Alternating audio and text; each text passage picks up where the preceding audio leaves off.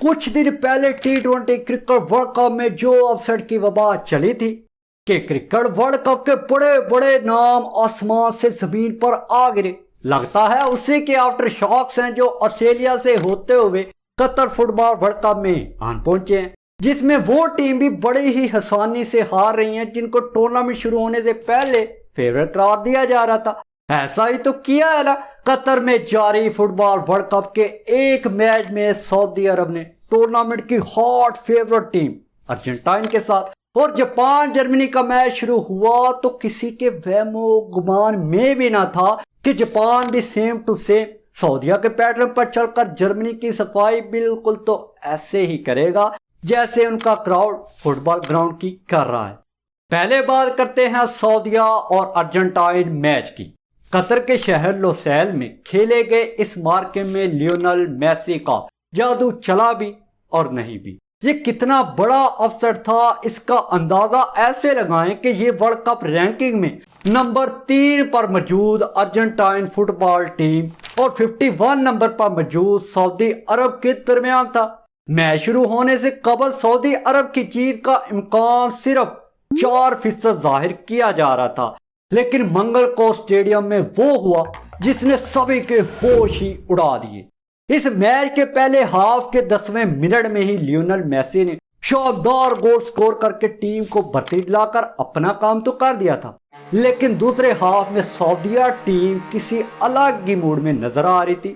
Break سے واپس آتے ہی پہلے تو سعودیہ کے اسٹرائکر صالح الشعری نے میچ کا سکور برابر کیا، جسے 5 منٹ بعد سالم الدوسری نے 2-1 کی برتری میں تبدیل کر دیا، جس کے بعد ارجنٹائن کی ٹیم نے 2 گول کے مقابلے میں کئی حملے کیے، لیکن سعودی گول کیپر العویس نے ان کی ہر ایک کوشش کو ناکام بناتے ہوئے تاریخ کا رخ اپنے حق میں موڑ لیا۔ اب سعودی عرب ایشیا کی پہلی ٹیم ہے جس نے ورلڈ کپ کی تاریخ میں ارجنٹائن کو شکست سے دوچار کیا، جبکہ یہ 1990 میں کیمرون کے بعد پہلی نان یورپی ٹیم ہے جس نے یہ کارنامہ سر انجام دے لیا ہے۔ سعودی عرب نے ورلڈ کپ میں اب تک کل 17 میچ کھیلے، جن میں سے 4 بار جیتے، 11 بار ہارے اور 2 میچ ڈرا ہوئے۔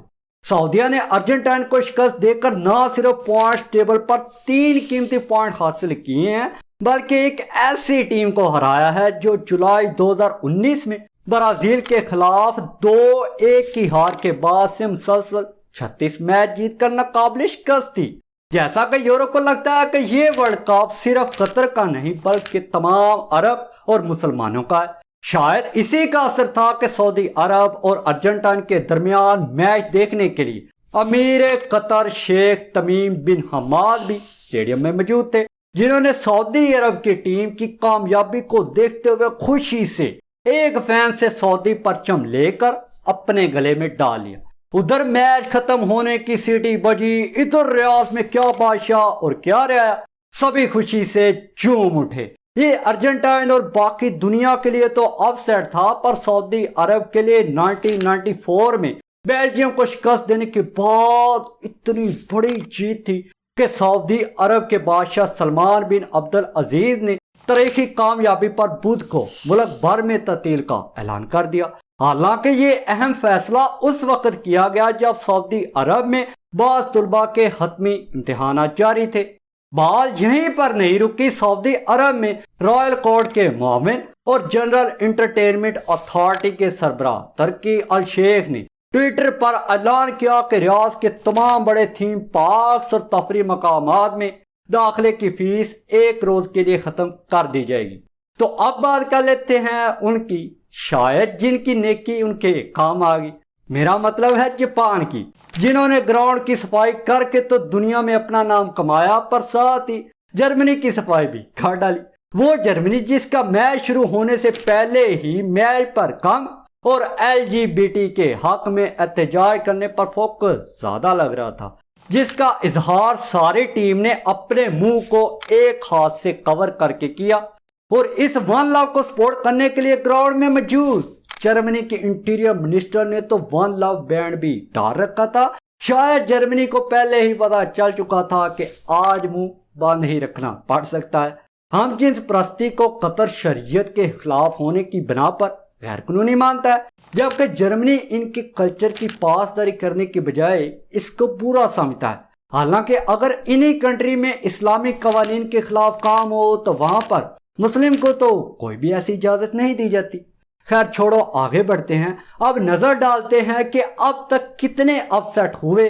तो ये अपसेट का सिलसिला शुरू होता है 1950 से, जब इंग्लैंड और अमेरिका के दरमियान मैच खेला गया। इस मैच के बाद इंग्लिश सहाफियों को यकीन ही नहीं आ रहा था कि अमेरिकी सेमी प्रोफेशनल टीम ने इंग्लैंड की मजबूत टीम को अपसेट कर दिया। नेक्स्ट 16 साल के बाद साबिक चैंपियन इटली को शुमाली कोरिया ने 1-0 से हराकर इवेंट से बाहर फेंक दिया।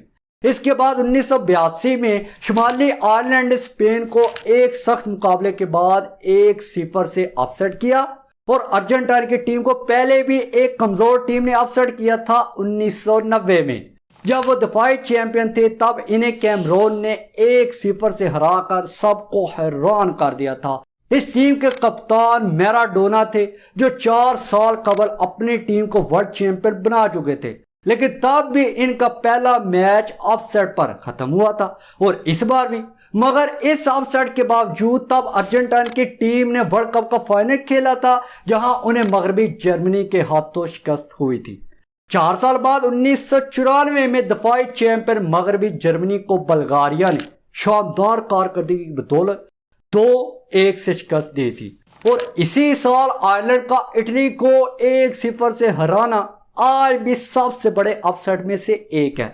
ये अपसेट का सिलसिला तो ऐसा है जो सदी बदलने के बावजूद भी ना रुका, और 2002 में मेजबान जनूबी कोरिया ने इटली को 1 के मुकाबले में 2 गोल से हराकर अपसेट से दुचार कर दिखाया।